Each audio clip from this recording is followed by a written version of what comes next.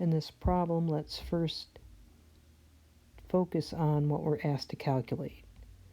We want to know the concentration of the KOH solution. We're going to set up a BCA table for before, change, and after. So we want to find the initial moles of H+. We can get that from our solution of HNO3. All right, so we have our initial moles of H+, 0.600. What we can also find out is the final moles of H+, because we have the final concentration. The trick is to recognize that the final solution was made by mixing two solutions together.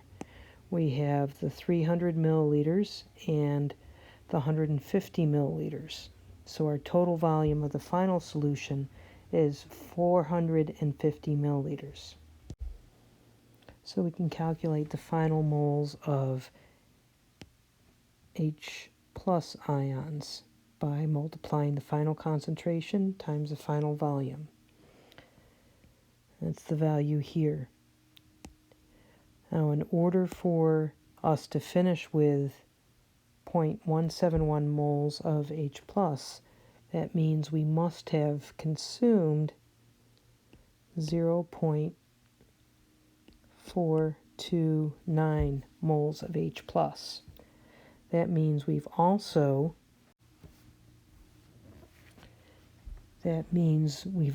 reacted the same amount of the hydroxide ion. Therefore, before the reaction occurred, the amount of hydroxide ion that we added is 0.429 moles. Now we can calculate the amount of hydroxide, or the concentration of the hydroxide ion in this solution that we added. So we know the moles of OH added and the volume of it added. If we do the math, we see the concentration must have been 2.86 moles per liter. However, because of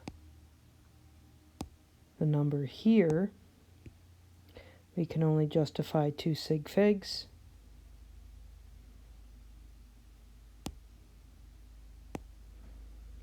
And our final answer is 2.9 moles per liter.